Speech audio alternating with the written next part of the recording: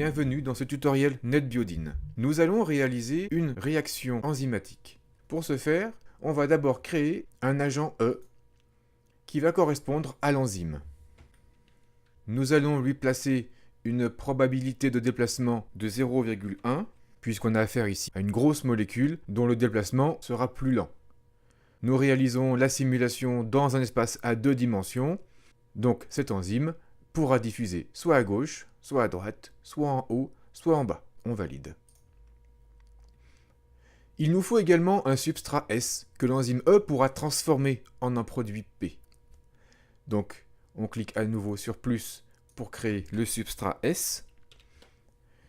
Il s'agit ici d'une molécule qui est beaucoup plus petite et donc sa vitesse de déplacement sera plus importante que pour l'enzyme. On laisse ici une proba égale à 1. Elle se déplacera également dans les 4 directions possibles du plan. Sa couleur va être changée pour la rendre un peu plus légère, plus proche du blanc. Étant donné qu'on aura beaucoup de ces molécules dans la simulation, pour ne pas perdre trop de visibilité sur les enzymes, on met une couleur relativement légère, du rose clair. D'ailleurs, je n'ai pas vérifié la couleur de l'enzyme. Voilà, c'est une couleur rouge foncé. Ça ira très bien pour notre exemple. Donc, si nous plaçons, à l'aide du spray, et en sélectionnant l'enzyme, une trentaine d'enzymes dans le simulateur, et qu'on lance la simulation, nous observons la diffusion des enzymes dans leur environnement. Je fais stop pour revenir au début de la simulation. Maintenant, on va placer des substrats qui vont interagir avec les enzymes. Alors, pas tout de suite, parce qu'on n'a pas encore mis en place les comportements permettant de faire l'association entre les enzymes et les substrats. Bien, maintenant, on peut déjà lancer la simulation et voir les deux types moléculaires diffusés dans l'environnement, avec une vitesse de diffusion 10 fois plus importante pour les substrats par rapport aux enzymes. Bon, faisons stop. Et maintenant, mettons en place le comportement qui va permettre de créer le complexe E plus S.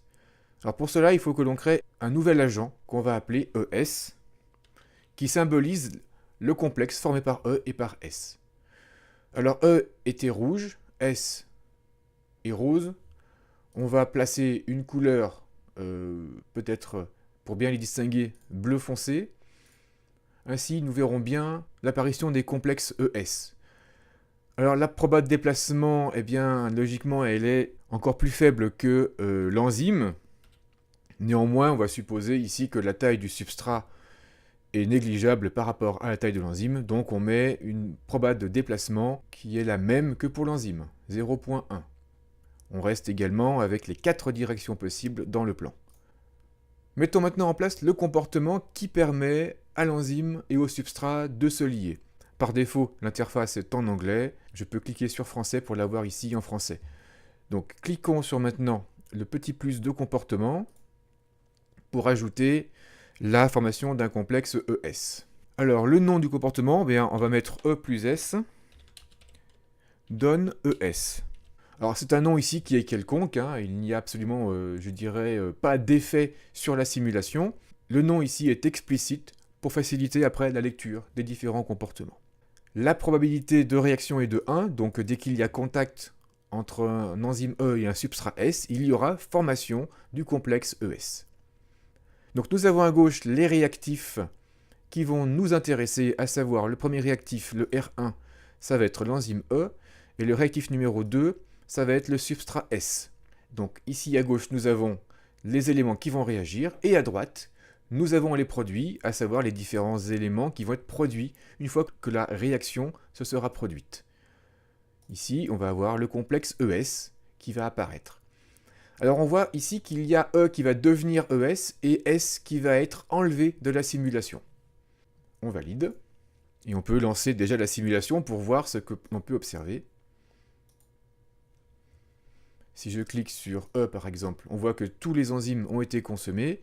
Et si je clique sur ES, bon, je vais faire pause, on voit ici que nous avons eu création de complexe ES. Alors on a affaire à une réaction enzymatique, donc évidemment le complexe ES va se dissocier après que la transformation de S en un produit P a été effectuée. Donc on va ajouter un nouveau comportement pour indiquer la dissociation du complexe ES en un complexe E plus P. Donc commençons par ajouter l'agent P, l'agent produit. Donc ils vont également être nombreux dans la simulation, donc je vais mettre une couleur plutôt claire. Ici, je vais le mettre jaune. C'est une molécule qui est petite par rapport à l'enzyme, donc sa proba de déplacement sera également égale à 1, comme pour le substrat. Reste à mettre maintenant le comportement de dissociation du complexe. Donc le nom va être ES donne E plus P. Alors si on met une probabilité de 1, cela signifie que la transformation de ES va être extrêmement rapide. À savoir, il faudra un seul pas de temps, puisque à chaque pas de temps, chaque complexe ES, du coup, aura une probabilité égale à 1 de devenir E plus P. Si on veut prendre en compte le fait qu'il faille une durée pour que la transformation de S en P se fasse, on peut ici baisser la probabilité, en mettant 0.1 par exemple, ce qui veut dire qu'à chaque pas de temps, chaque complexe ES aura 10% de chance de se transformer en E plus P. Donc en réactif, nous avons le complexe ES, et en produit, nous avons E plus P. On valide, et nous pouvons maintenant tester notre simulation. Donc nous voyons les petits carrés jaunes qui correspondent aux produits qui sont en train d'arriver. Si on clique sur le substrat S, on voit qu'ils sont au fur et à mesure du temps captés par les enzymes, puis transformés en produit P. Voici le produit P au cours du temps. En appuyant sur la touche CTRL, je peux sélectionner plusieurs éléments à afficher en même temps. Donc ici, nous avons en rose le substrat qui diminue et en jaune le produit P qui est en augmentation.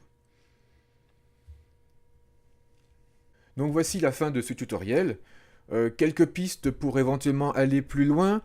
Nous aurions pu également effectuer la dissociation du complexe ES en un complexe E plus S. Si jamais la transformation de S en P ne réussit pas, il se peut très bien que nous ayons une dissociation de ES en E plus S. Et puis bien sûr, on peut imaginer augmenter le nombre de réactions, puisque ici on a fait une simple réaction enzymatique, mais on peut imaginer par exemple réaliser le cycle de Krebs ou toute autre voie métabolique à l'aide de NetBiodine. Merci pour votre attention et à bientôt.